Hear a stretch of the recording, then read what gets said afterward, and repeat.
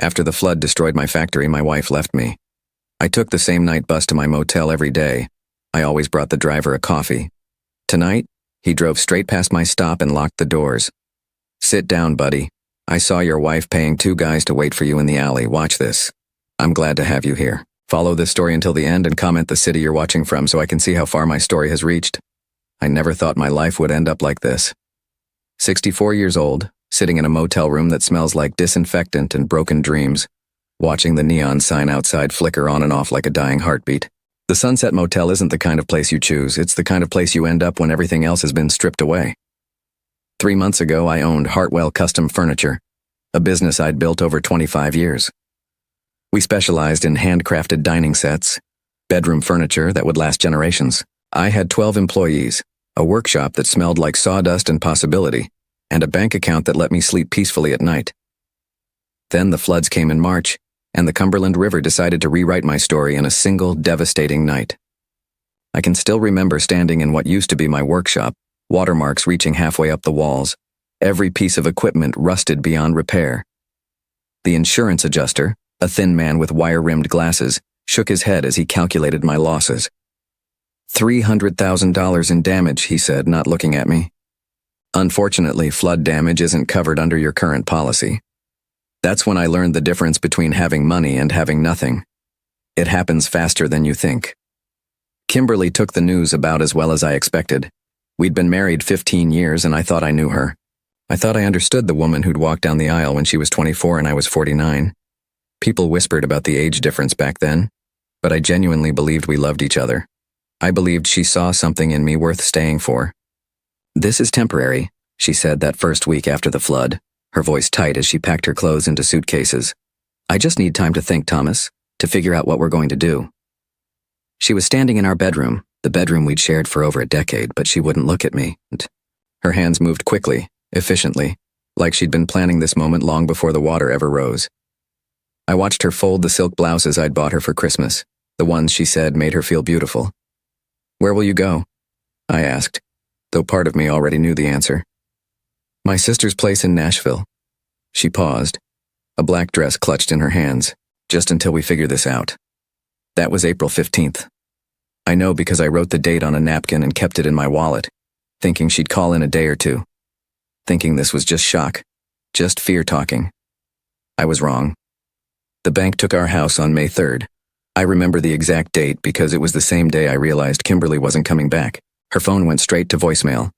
When I called her sister, I got a recording saying the number had been disconnected. By May 10th, I was living in room 17 at the Sunset Motel, paying $250 a week for a space barely larger than my old walk-in closet. The wallpaper was peeling. The carpet had stains I didn't want to identify, and the air conditioning unit rattled like it was breathing its last breath. But it was a roof, and it was all I could afford. The job at Morrison Security came through a temp agency. Night shifts, $8 an hour, watching empty office buildings while the rest of the world slept. It wasn't much, but it gave me $500 a week, enough to keep paying for the motel and buy food from the gas station down the street. That's how I ended up on the number 47 bus every night at 10:30, riding 40 minutes across town to spend 8 hours walking empty hallways. The bus was old, probably from the 1980s, with torn vinyl seats and windows that didn't quite close properly. But the driver was kind. Arthur Clemens was maybe 58, with gray hair that stuck up in the back and laugh lines that suggested he'd found reasons to smile, despite driving a city bus for 30 years. He always wore the same navy blue uniform, always had a thermos of coffee beside his seat, and always greeted every passenger like they mattered. "Evening, Thomas," he'd say when I climbed aboard, exact change in hand. "How you holding up tonight?"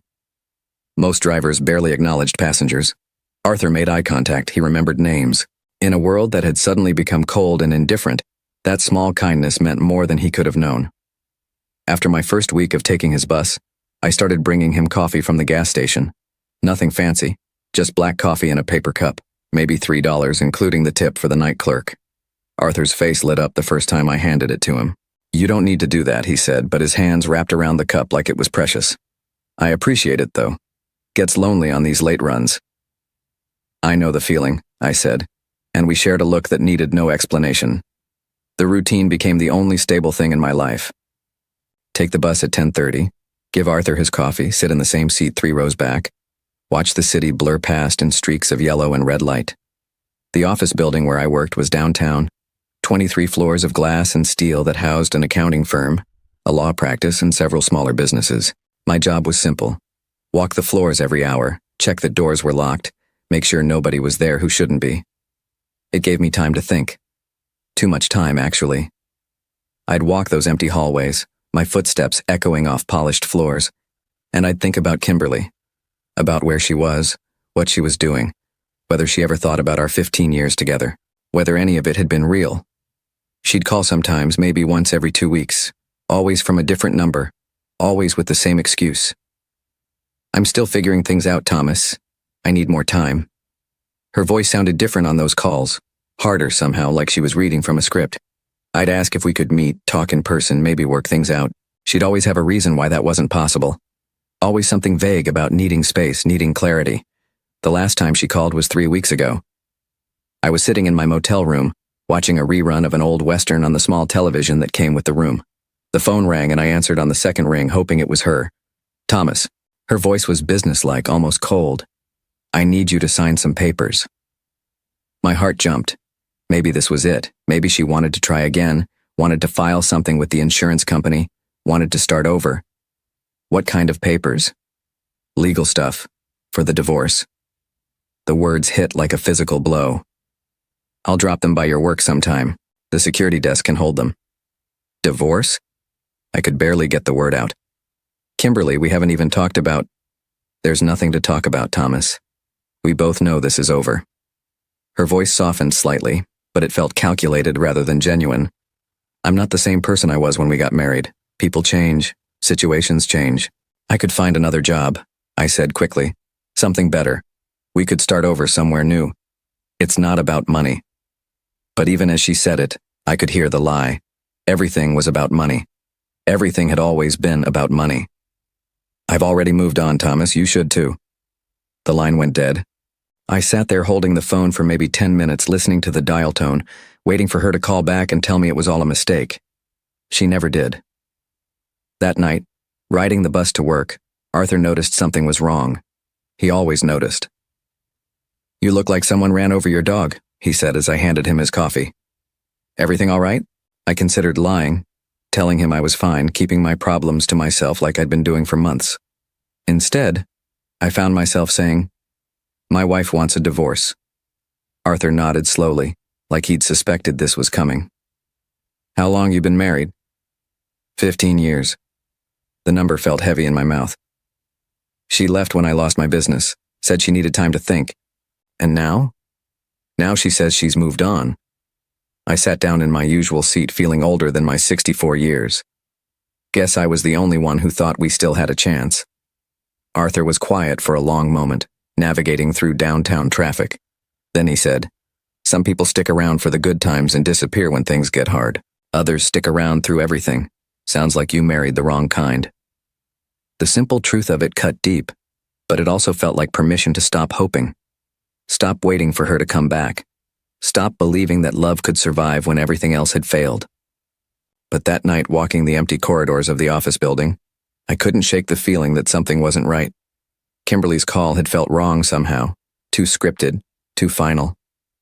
In 15 years of marriage, even during our worst fights, she'd never been that cold, that dismissive. I told myself I was imagining things, that grief was making me paranoid.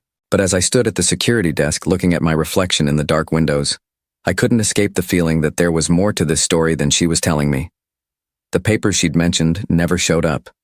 Days passed, then weeks, and nothing came to the security desk.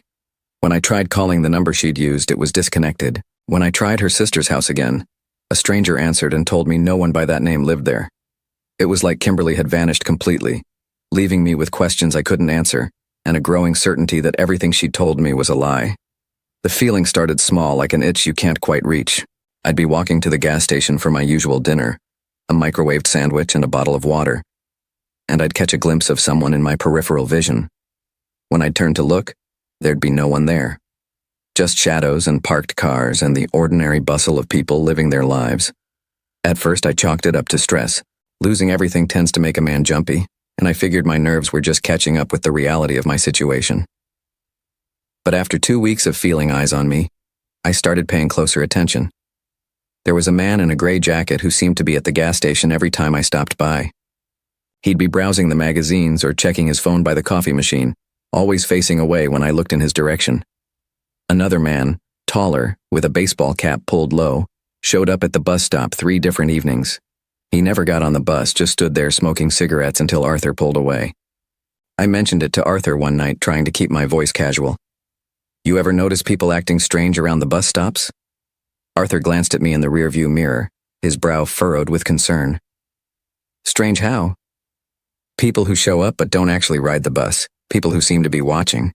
Even saying it out loud made me feel paranoid, like an old man seeing conspiracies where none existed. But Arthur didn't dismiss my concerns. Instead, he was quiet for a long moment, navigating through evening traffic with practiced ease. "You know, Thomas," he said finally, "in 30 years of driving this route, I've learned to pay attention to things that don't fit the pattern.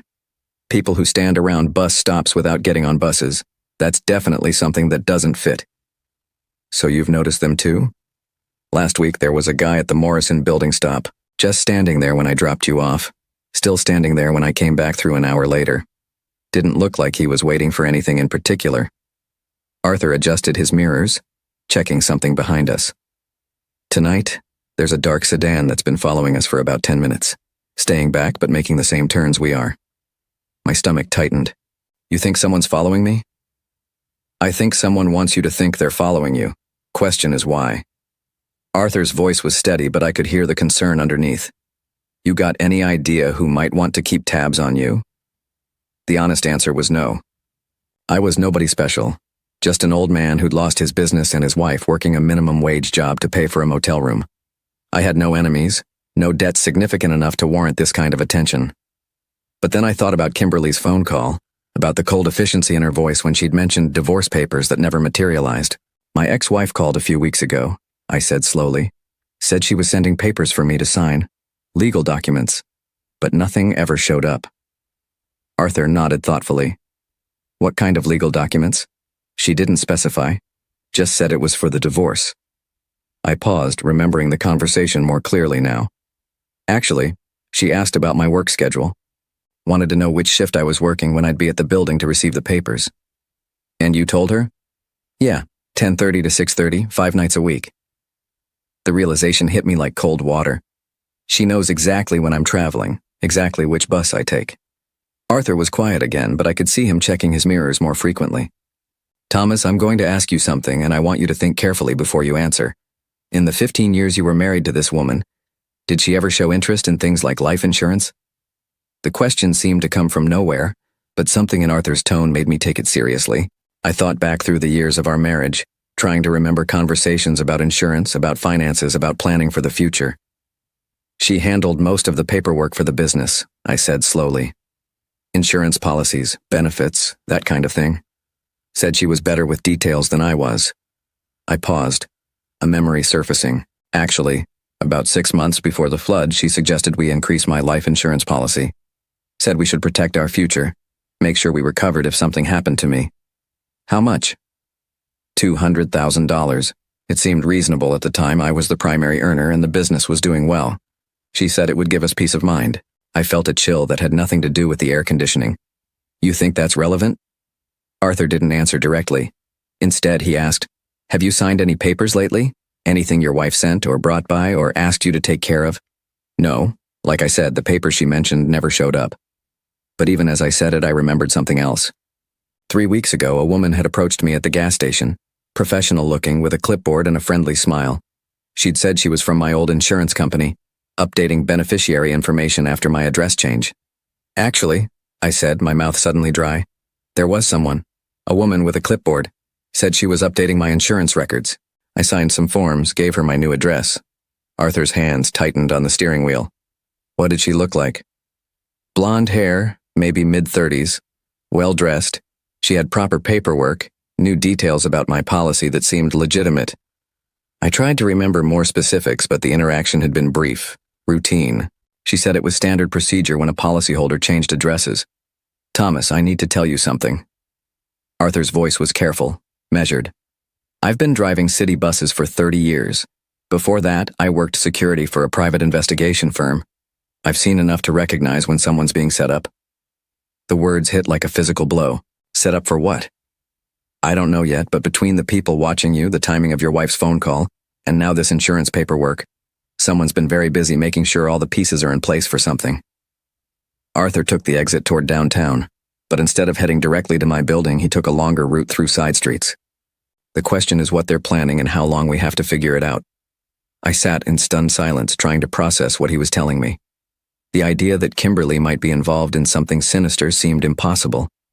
Yes, she'd left when things got bad, but that didn't make her a criminal. People fell out of love.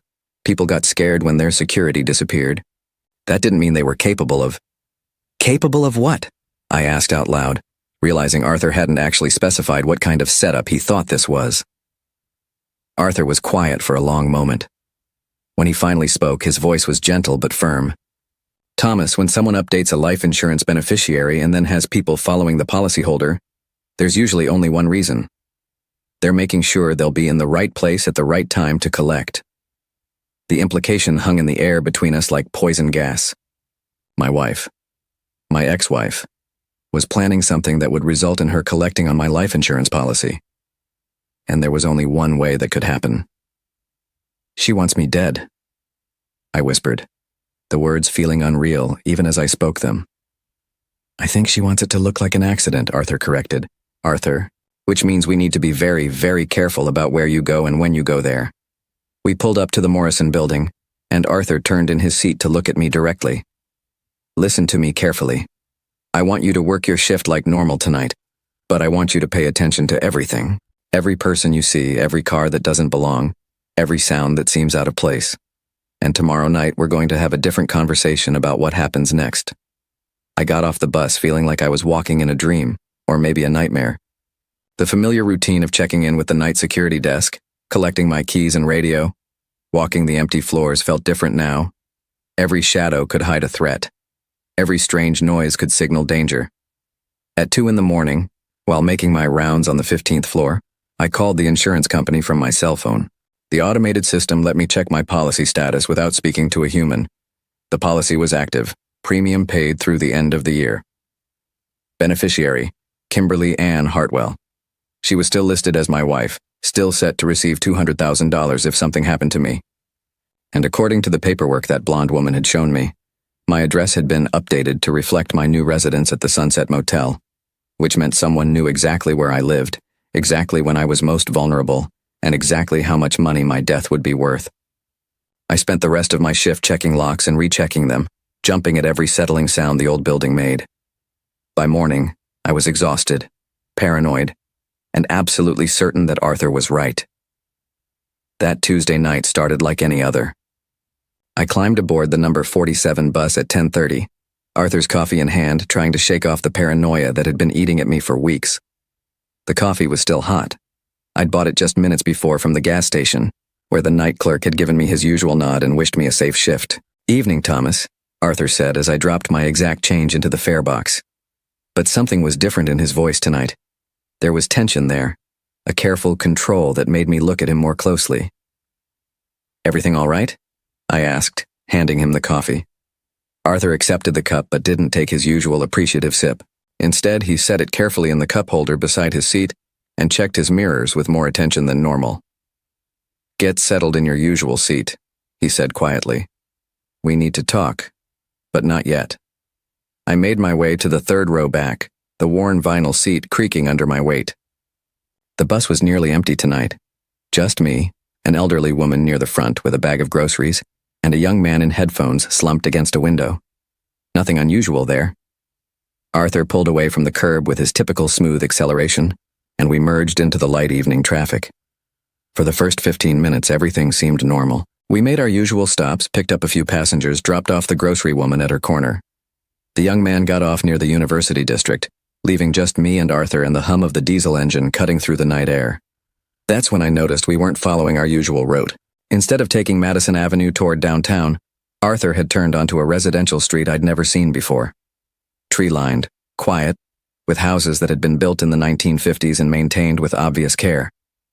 Porch lights glowed warmly behind neat hedges, and I could see the blue flicker of television screens through curtained windows. "Arthur," I said, leaning forward in my seat, "I think you missed the turn." "No," he said, his voice steady but grim.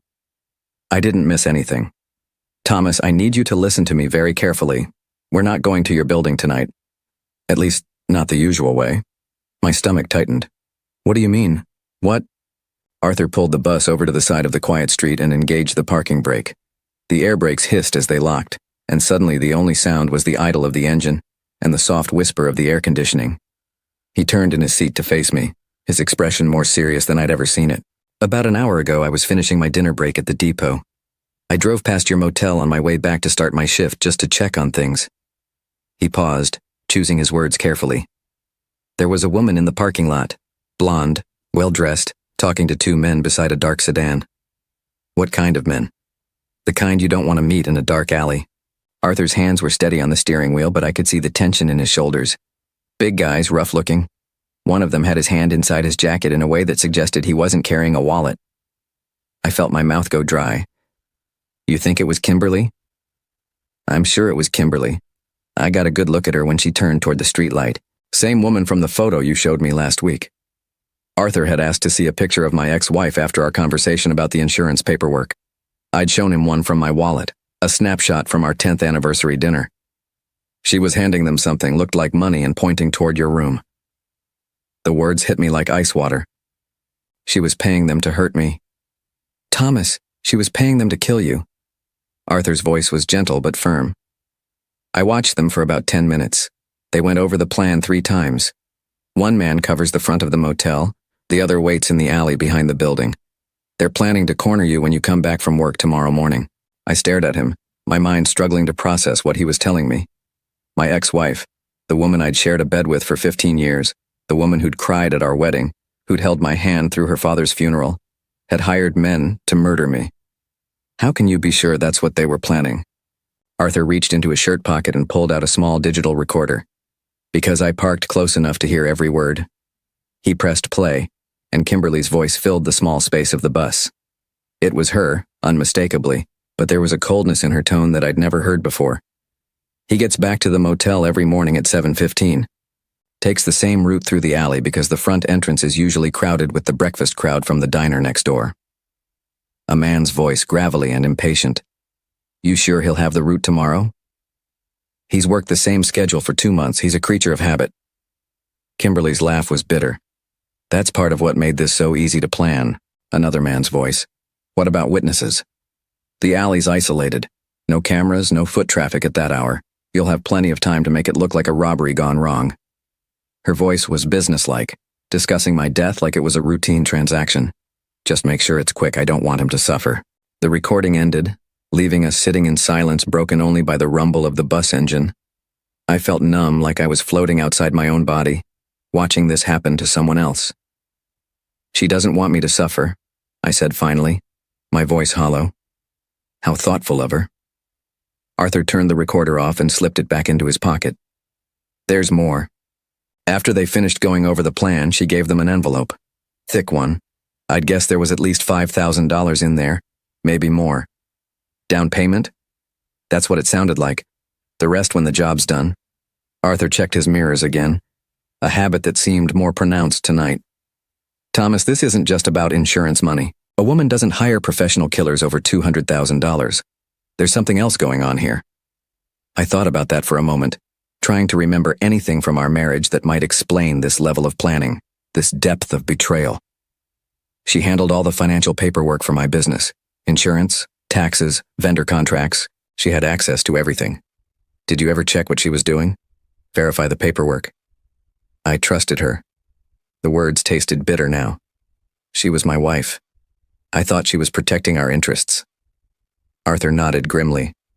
"Trust is a beautiful thing until someone weaponizes it against you." He put the bus in gear but didn't pull away from the curb yet. "Here's what we're going to do. I'm going to drive you past your motel, but we're going to stay on the main street. I want you to look toward the alley behind the building and tell me what you see." We drove in silence for about 10 minutes, winding through residential neighborhoods before merging back onto the main thoroughfare. The Sunset Motel came into view, its neon sign casting pink and blue shadows across the cracked parking lot. Arthur slowed as we approached, giving me a clear view of the building. There, I said, pointing toward the narrow alley that ran behind the motel. 2 men, one by the dumpster, one near the fire escape. Same 2 from earlier, Arthur confirmed. They've been in position for about 3 hours now, waiting for you to come home from a shift that ended 2 hours ago. It was surreal, seeing my own would-be killers standing casually in the shadows, probably checking their phones or smoking cigarettes while they waited for me to walk into their trap.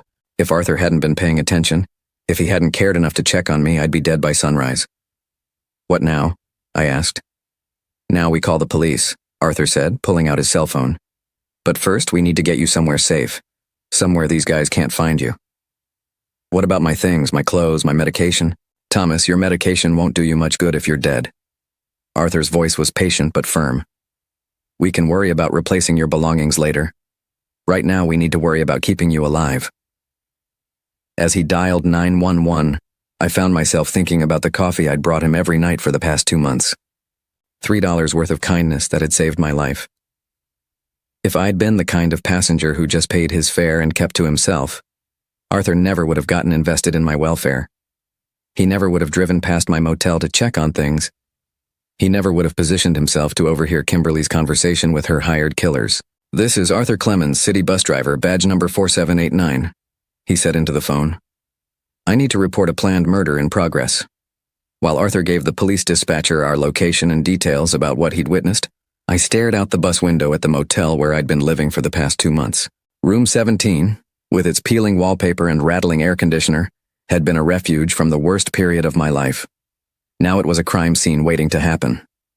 The dispatcher asked Arthur to stay on the line while units were dispatched to the scene. We sat in the bus, engine idling, watching the alley through the windshield like we were observing some deadly wildlife in its natural habitat. Arthur, I said quietly, why did you get involved? Most people would have minded their own business. He was quiet for a moment, considering the question. About 5 years ago, my wife died. Cancer, long battle, lot of pain. His voice was steady, but I could hear the old grief underneath. For months after the funeral, I was going through the motions. Working my shifts, going home to an empty house, not really living. What changed? A passenger, old guy, probably about your age, rode my bus every Tuesday for his dialysis treatments. One Tuesday, he didn't show up. Next week, same thing. Third week, I drove by his apartment building after my shift just to check. Arthur paused, watching as police cars began arriving at the motel, their lights flashing but sirens silent. Found him dead on his kitchen floor. Heart attack. Been there for over a week. I felt a chill that had nothing to do with the air conditioning. The thing was, if I'd checked on him that first Tuesday, if I'd cared enough to make sure he was okay, he might have lived, might have gotten help in time. Arthur turned to look at me. I decided that night I wasn't going to let anyone else die alone if there was something I could do to prevent it. Through the windshield, we watched as police officers surrounded the 2 men in the alley. Even from this distance, I could see the moment they realized they'd been caught. No dramatic chase, no gunfire, just the quiet efficiency of professionals who'd been outmaneuvered by a bus driver who cared enough to pay attention. They're going to want to talk to you, Arthur said as more police cars arrived. Going to want your statement about the insurance policy, about your wife's behavior, about everything that led up to this. Will you stay with me? As long as you need me to. I watched as the police led the 2 men away in handcuffs, and I realized that tomorrow morning, I'd wake up alive. Not because I was smart or strong or lucky, but because a stranger had decided my life was worth protecting. Arthur, I said, I don't know how to thank you. He handed me his coffee cup, still warm, still untouched from when I'd given it to him hours earlier. Drink this, he said with a small smile. We're going to be here for a while. Detective Sarah Martinez had the kind of steady, professional demeanor that made you feel like you were in capable hands. She was maybe 45, with graying hair pulled back in a practical ponytail and eyes that seemed to see everything without judging any of it. When she interviewed me at the police station that morning, she listened to my story with the patience of someone who'd heard stranger things than a 64-year-old man's wife, trying to have him killed for insurance money. Mr. Hartwell, she said, setting down her coffee cup and opening a thick file folder.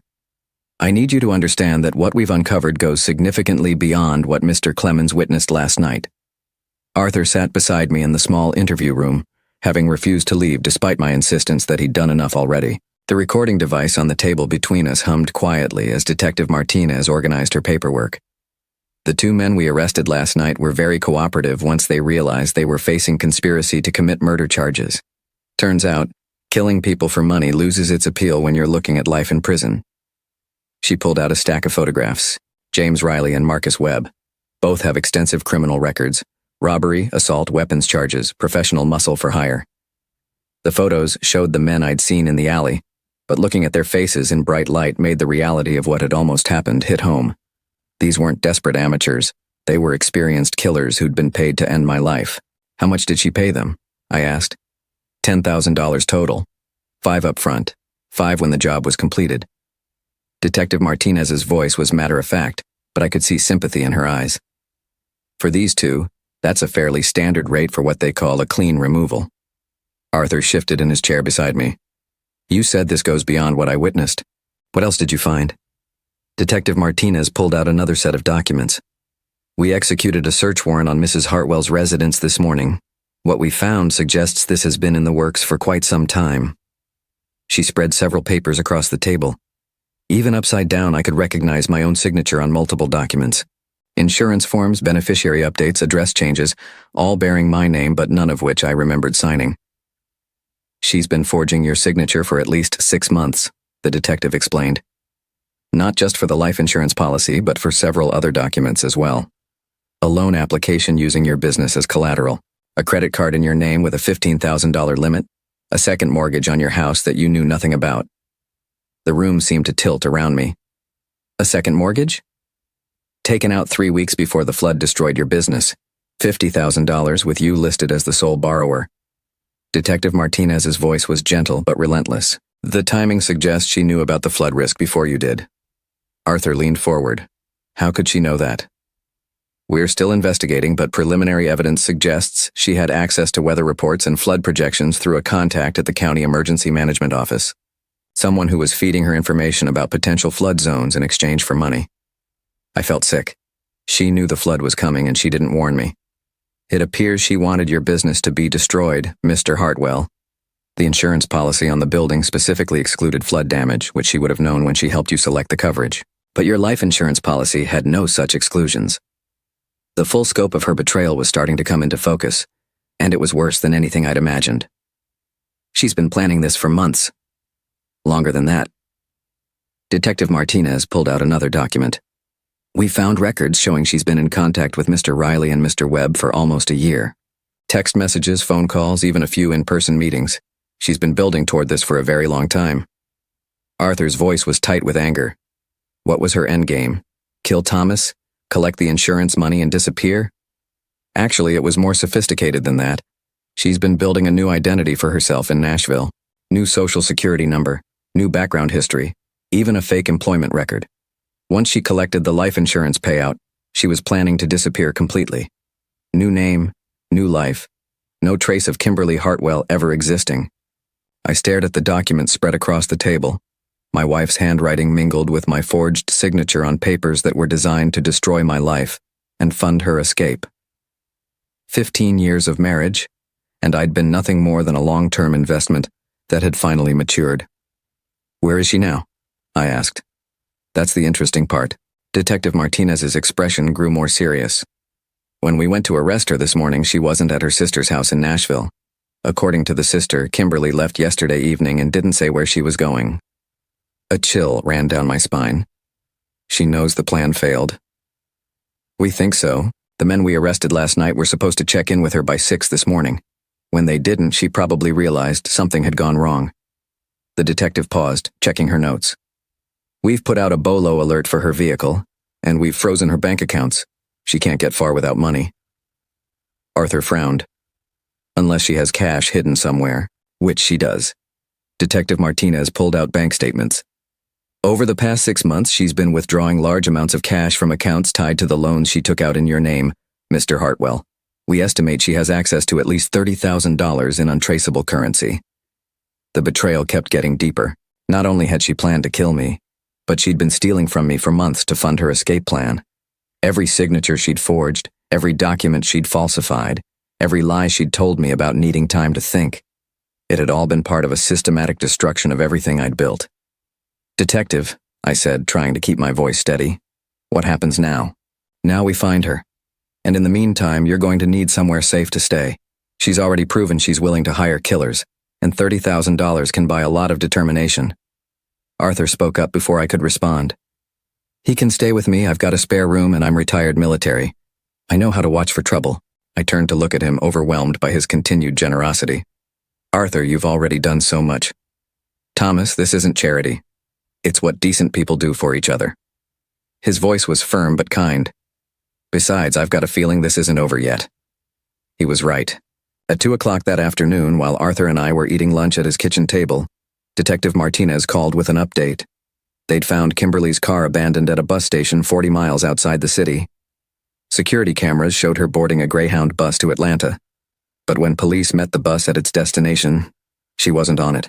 "She could be anywhere by now," the detective said over the phone, her frustration evident. "She planned this escape route as carefully as she planned everything else." "What about the men she hired?" I asked. "Are they talking?" "They're singing like canaries, hoping to get reduced sentences. But here's the thing, Mr. Hartwell. They weren't the only ones she contacted. According to their statements, she had backup plans in case they failed. Other people she could call. Other ways to complete the job." My blood ran cold. She's not giving up. Probably not. Women like Kimberly Hartwell don't invest a year of planning just to walk away when the first attempt fails. She's likely regrouping, trying to figure out a new approach.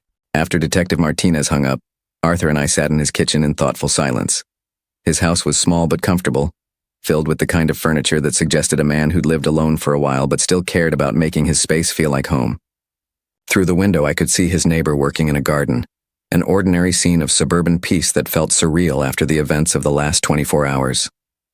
"Arthur," I said finally, "why didn't I see this coming? 15 years of marriage, and I never suspected she was capable of something like this." Arthur refilled our coffee cups, considering the question. "Because you're not capable of something like this. People like us, we assume other people think the way we do. We can't imagine the kind of long-term deception she pulled off because we'd never be able to live with ourselves if we did something like that. But there had to be signs, things I should have noticed." "Probably, but recognizing evil requires thinking like evil, and that's not necessarily a bad thing that you couldn't do that." Arthur sat back down, studying my face. "The question now isn't how you missed the signs. The question is what you're going to do with the rest of your life." It was a question I hadn't had the luxury of considering. For months, I'd been focused on day-to-day survival, paying for the motel room, working enough hours to afford food, getting through each day without falling apart completely. The idea that I might actually have a future, that I might be able to build something beyond mere survival, hadn't occurred to me. "I don't know," I admitted. "I've lost everything. The business, the house, my savings. Even if they catch Kimberly, even if she goes to prison, I'm still a 64-year-old man with nothing to show for 40 years of work." Arthur was quiet for a moment, then got up and walked to a bookshelf in his living room. He came back with a small wooden box, the kind used for jewelry or keepsakes. Inside was a business card yellowed with age. "After my wife died, I thought my life was over too. Thought the best years were behind me, and all I had to look forward to was marking time until I joined her." He handed me the business card. "Then I met a man who taught me something important." The card read, "Clemens and Associates, Custom Furniture Restoration," in smaller print, specializing in antique repair and refinishing. I looked up at Arthur, confused. "You restore furniture?" "I learned how from a master craftsman who taught me that broken things aren't worthless. They just need someone who knows how to fix them properly." Arthur's voice was steady, but there was something deeper underneath. "Thomas, you've been treating yourself like you're broken beyond repair. But what if you're just damaged goods that need the right kind of attention?" I thought about that while Arthur prepared dinner, a simple meal of grilled chicken and vegetables that tasted better than anything I'd eaten in months. As we ate, he told me about his furniture restoration business, how he'd started it as a hobby after his wife's death, and gradually built it into something that brought him both income and satisfaction. "The thing about restoration work," he said, "is that you can't rush it. You have to respect the original craftsmanship, understand what made the piece valuable in the first place, then carefully repair the damage without destroying the character that made it worth saving." "You're talking about more than furniture, aren't you?" Arthur smiled. "Maybe. But I'm also talking about the fact that I could use a business partner, someone who understands woodworking, someone who knows how to build things that last." The offer hung in the air between us like a lifeline I was afraid to grab. After everything that had happened, after all the betrayal and loss and fear, the idea that someone might actually want to work with me, might see value in what I could contribute, seemed too good to be true. Arthur, I appreciate what you're trying to do, but I don't have any money to invest. No tools, no workspace, nothing to contribute except 40 years of experience building furniture that people wanted to keep in their families for generations. Arthur interrupted gently. Thomas, I don't need your money, I need your expertise. I need someone who understands wood and craftsmanship and what it takes to create something beautiful. As we cleaned up the dishes, my phone rang. Detective Martinez again, this time with news that made my knees weak with relief and terror in equal measure. We found her, she said without preamble. Kimberly Hartwell was arrested 2 hours ago at a bus station in Birmingham, Alabama. She was carrying a fake ID and $28,000 in cash. Is she talking? Not yet, but she will. We have enough evidence to put her away for a very long time, Mr. Hartwell. Conspiracy to commit murder, insurance fraud, identity theft, forgery. She's looking at 25 years to life without the possibility of parole. After I hung up, Arthur and I sat on his porch watching the sun set over his quiet neighborhood. For the first time in months, I felt like I could breathe normally. The immediate threat was over. Kimberly was in custody. Her hired killers were behind bars, and I was alive. But more than that, I was beginning to understand that survival wasn't the same thing as living. And for the first time since the flood destroyed my old life, I was starting to think about what kind of new life I might want to build. 3 weeks after Kimberly's arrest, Detective Martinez called with an unexpected request. I was in Arthur's workshop at the time, learning how to properly sand a 1930s dining table that had been damaged by decades of neglect. The methodical work was therapeutic. Each stroke of sandpaper revealed a little more of the original wood underneath the accumulated scratches and stains. Mr. Hartwell, Detective Martinez said when I answered the phone, I need to ask you something that might be difficult. Would you be willing to participate in a recorded conversation with your ex-wife? I stopped sanding, my hand frozen above the table's surface. What kind of conversation? She's finally agreed to cooperate with our investigation, but only if she can speak to you first. Her lawyer says she has things she needs to explain, things that might help you understand why this happened. Arthur looked up from the antique armoire he was restoring, his expression concerned. He'd been protective of me since the night he'd saved my life, almost paternal in his attention to my well-being. I knew he wouldn't like the idea of me facing Kimberly again. Is it safe? I asked. Completely. She's in custody, the conversation would be recorded, and there would be guards present. You'd be separated by reinforced glass. Detective Martinez paused. I should tell you, Mr. Hartwell, that you're under no obligation to do this, but sometimes these conversations help victims find closure. Closure. I thought about that word as I looked around Arthur's workshop. In the past 3 weeks, working with my hands again had started to heal something inside me that I hadn't even realized was broken. The smell of wood polish, the satisfaction of bringing damaged furniture back to life, the quiet companionship of working alongside someone who understood craftsmanship. It was slowly rebuilding my sense of purpose. But underneath that healing, questions remained. Why had Kimberly chosen this path? When had our marriage become a death sentence? What had I done, or failed to do, that made killing me seem like her best option? I'll do it, I said. Arthur shook his head. Thomas, you don't need to put yourself through that. Some answers aren't worth the pain of getting them. Maybe not, but I need to try. The county jail was a modern facility built from concrete and steel, designed more for function than comfort. Detective Martinez met me in the parking lot, along with a victim's advocate named Mrs. Chen, who explained what to expect during the conversation. She may try to manipulate you, Mrs. Chen warned as we walked through the security checkpoint. People facing lengthy prison sentences often attempt to shift blame or generate sympathy. Remember that you're here by choice, and you can end the conversation at any time. The visiting room was smaller than I'd expected, divided down the middle by a wall of reinforced glass with built-in phones for communication. On my side were molded plastic chairs bolted to the floor. On the other side, Kimberly sat waiting.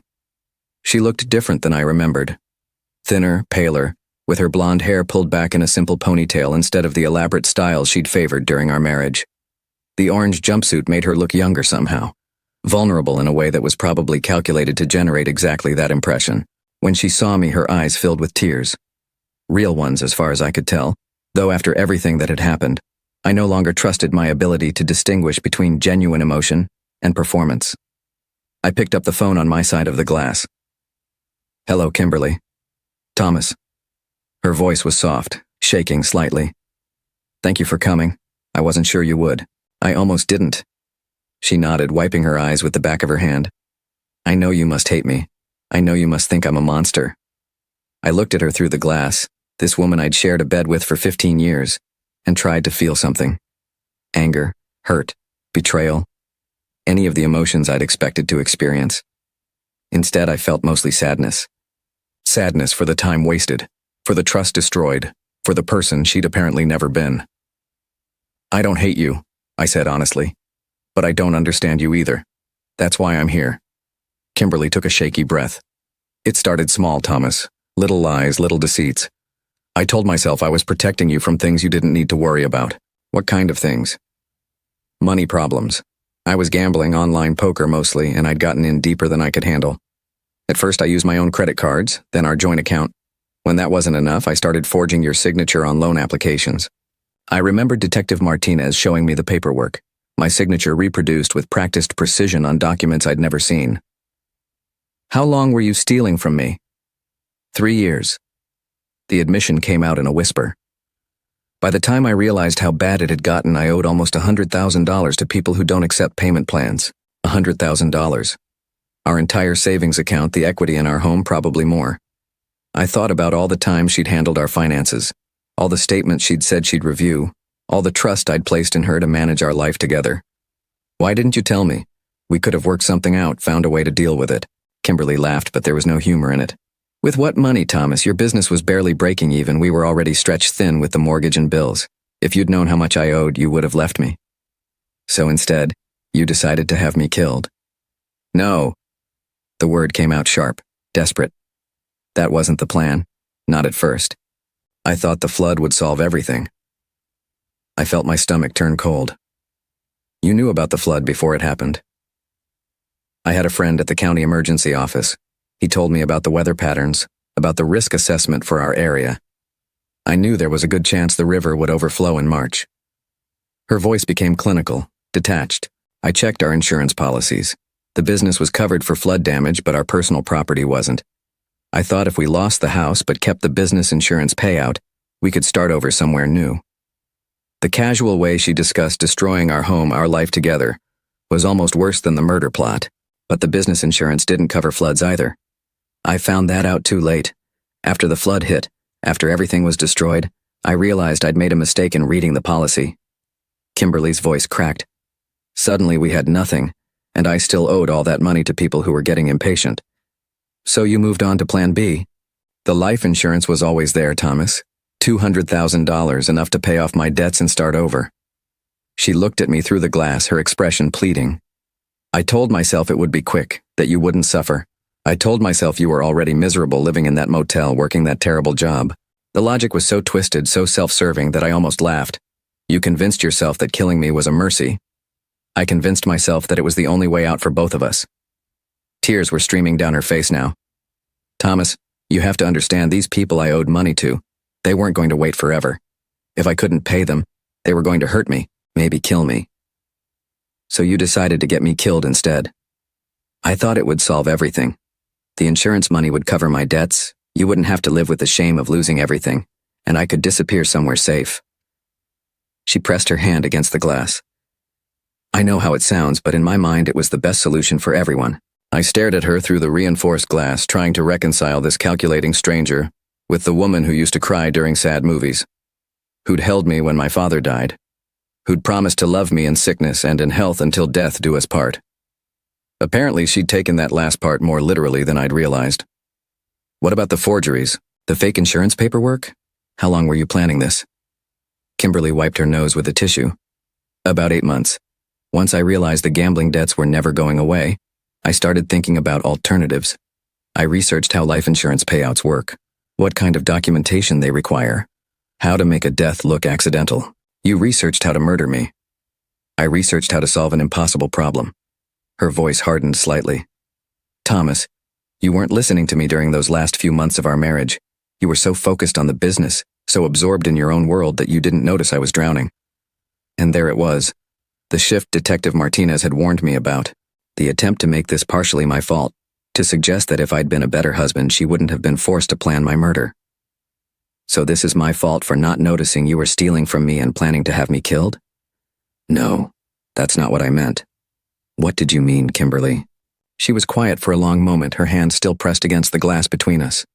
When she spoke again, her voice was different, smaller, defeated. I meant that I'm sorry. I meant that I destroyed everything good in my life because I was too proud to ask for help and too scared to face the consequences of my mistakes. She looked directly at me for the first time since I'd sat down. I meant that you deserve better than a wife who saw killing you as a solution to her problems.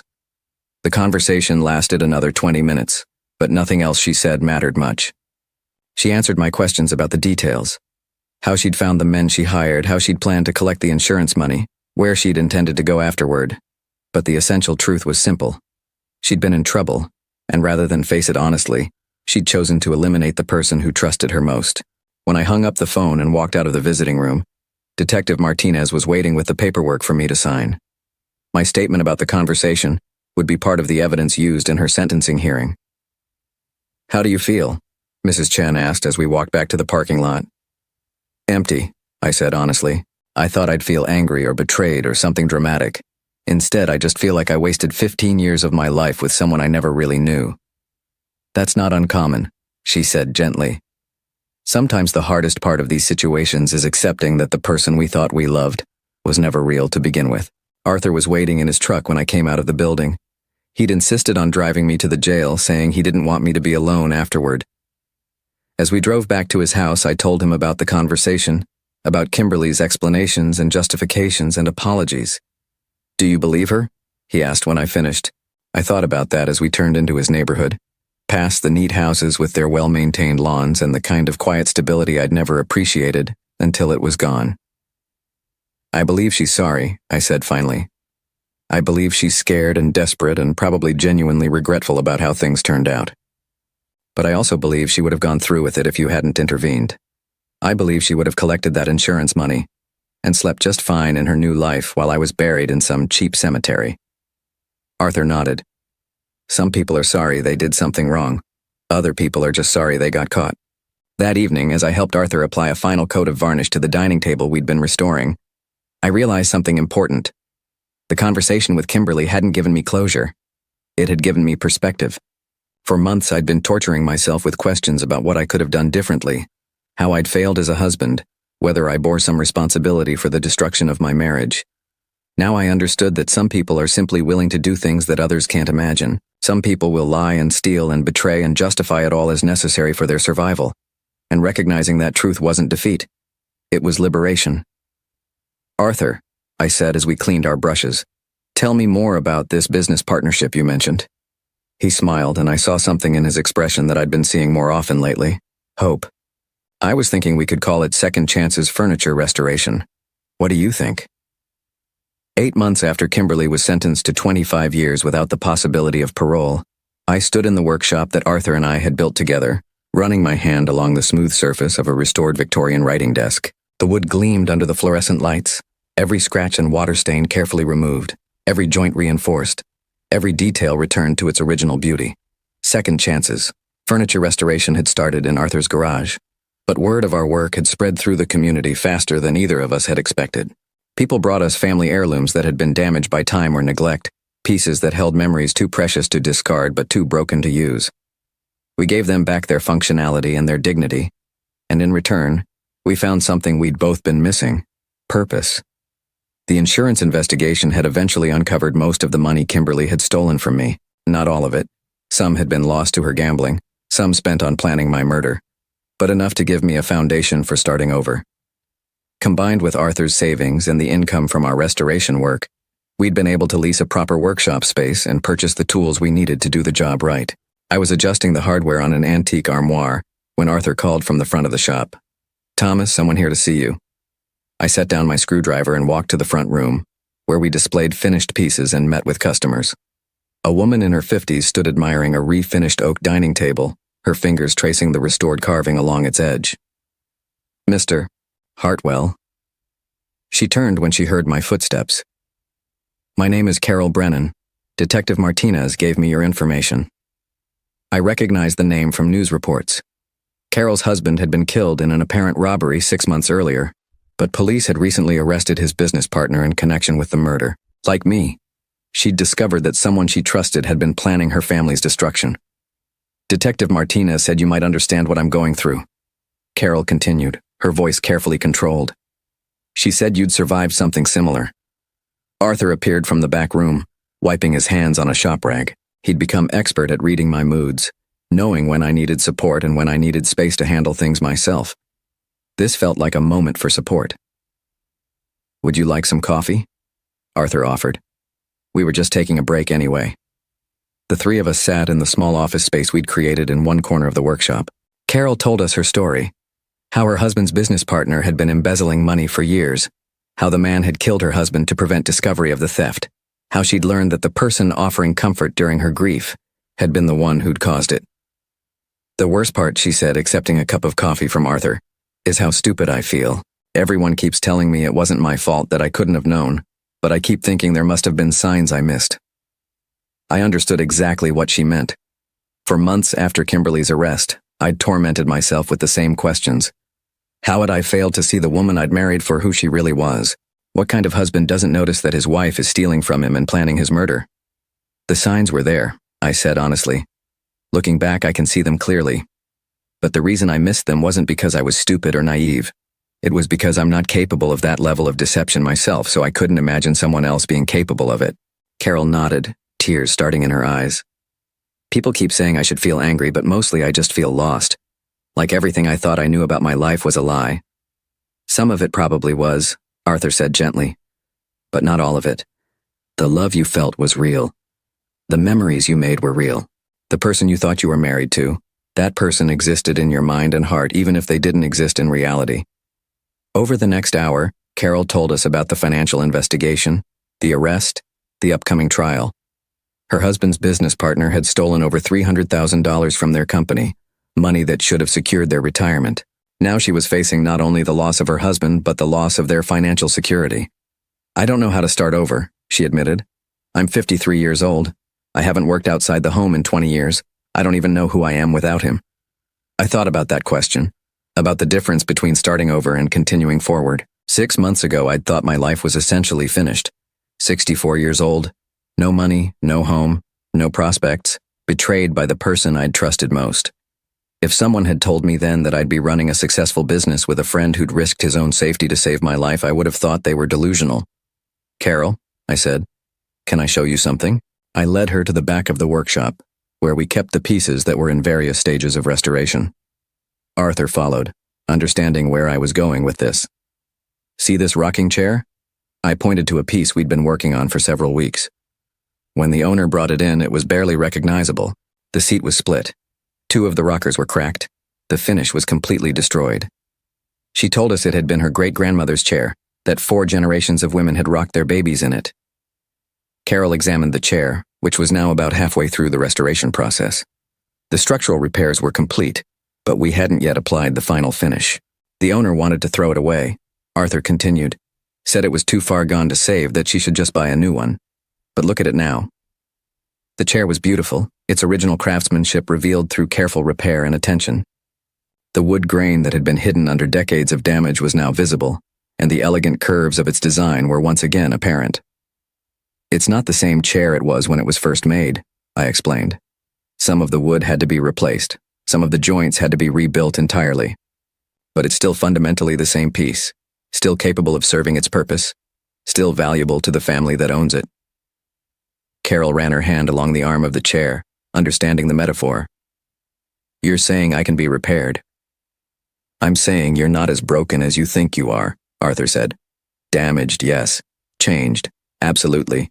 But not beyond repair. We talked for another half hour about practical matters, financial planning, career possibilities, support groups for people who'd survived similar betrayals. Carol had a college degree in accounting that she'd never used professionally, skills that could translate into employment if she was willing to update her training. Detective Martinez mentioned that you might be looking for someone to help with bookkeeping, Carol said as she prepared to leave. I know my situation makes me less than ideal, but actually, I interrupted, it makes you exactly ideal.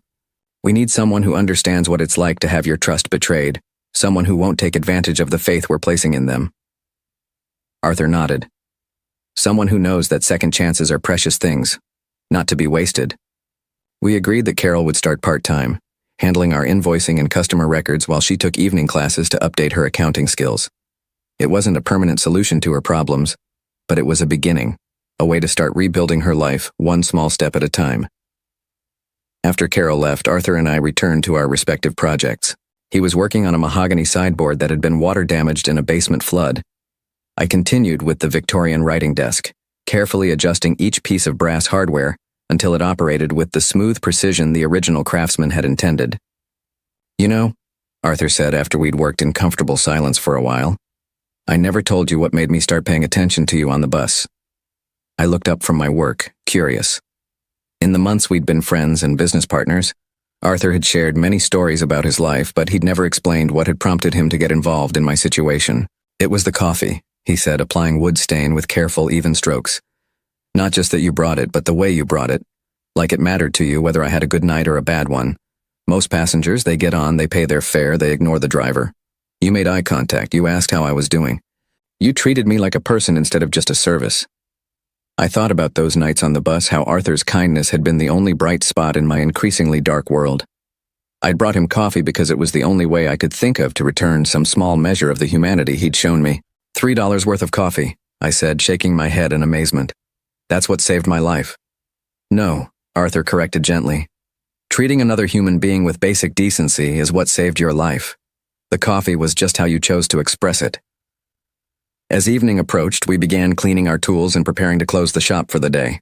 It was a routine we'd developed over the months, a quiet ritual that marked the transition from work to personal time. Arthur would go home to the house where he'd lived alone since his wife's death, but now he had plans for his evenings, books to read, projects to work on, sometimes dinner with friends he'd reconnected with since his life had taken on new meaning. I would go back to the small apartment I'd rented 3 blocks from the workshop, a place that was simple but clean and entirely my own. No moldy motel rooms, no flickering neon signs, no reminders of the lowest point in my life. Just a comfortable space where I could cook my own meals, read in my own chair, and sleep without worrying about who might be waiting for me in dark alleys. "Thomas," Arthur said as we locked up the shop, "I've been thinking about expanding. Maybe taking on a larger space, hiring an assistant, really growing this thing into something significant." "What did you have in mind?" "There's a building for sale about 6 blocks from here. Used to be a car repair shop, but it's got good bones and plenty of space for a proper showroom. I was thinking we could display finished pieces, maybe even take custom orders for new furniture built in traditional styles." The idea excited me more than I'd expected. For the first time since losing my original business, I was thinking about growth instead of mere survival, about building something larger than ourselves, something that could outlast us. How much would something like that cost? "More than either of us has individually," Arthur admitted.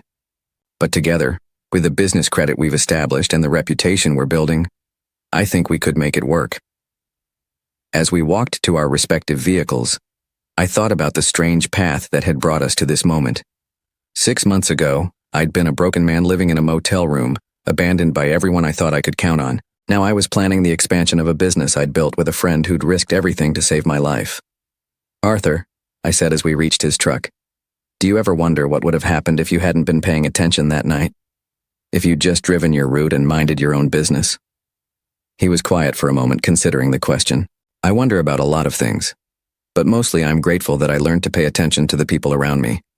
My wife used to say that we're all connected in ways we can't see, that small acts of kindness ripple outward in directions we never expected. She sounds like she was a wise woman. She was, and she would have liked you." Arthur smiled, the expression transforming his weathered face. "She would have said that saving your life was just the universe's way of saving mine, too." As I drove home through the quiet streets of our neighborhood, I reflected on the truth of that statement.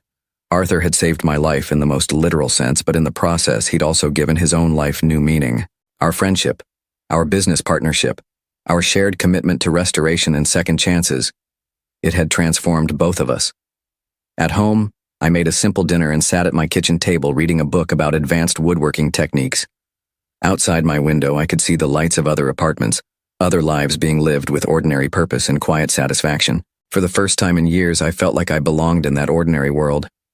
My phone rang as I was getting ready for bed. The caller ID showed a number I didn't recognize, and for a brief moment, I felt an echo of the old fear. But Kimberly was in prison, her conspirators were behind bars, and the threats to my life were over. Mr. Hartwell? The voice belonged to a young woman, nervous but determined. My name is Janet Morrison. I got your number from Carol Brennan. She said you might be able to help me. Another referral, another person whose life had been shattered by betrayal and who was looking for guidance on how to pick up the pieces. I listened as Janet told me about her situation. A business partner who'd been embezzling, a discovery that had cost her both her livelihood and her faith in her own judgment. Carol said you understood what it was like to start over after something like this, Janet said. She said you'd found a way to build something new from the wreckage. I looked around my small apartment, thinking about the workshop where Arthur and I created beautiful things from damaged materials, thinking about the expansion we were planning, thinking about the life I'd built from the ashes of everything I'd lost. Janet, I said, why don't you come by the shop tomorrow afternoon? I'd like you to meet my business partner, and I think we might be able to show you something that will help you understand what's possible when you refuse to let betrayal define your future. After I hung up the phone, I sat quietly in my living room for a few minutes, listening to the sounds of the city settling into sleep around me. Somewhere out there, Kimberly was lying on a narrow bunk in a prison cell, probably staring at the ceiling and thinking about the choices that had brought her to that place. I felt sorry for her in a distant way, the same kind of sadness I might feel for a stranger who'd made catastrophically bad decisions. But I didn't think about her much anymore. My focus was on tomorrow, on the new project Arthur and I would start, on the people who would come to us seeking restoration and second chances, on the life I was building one careful decision at a time.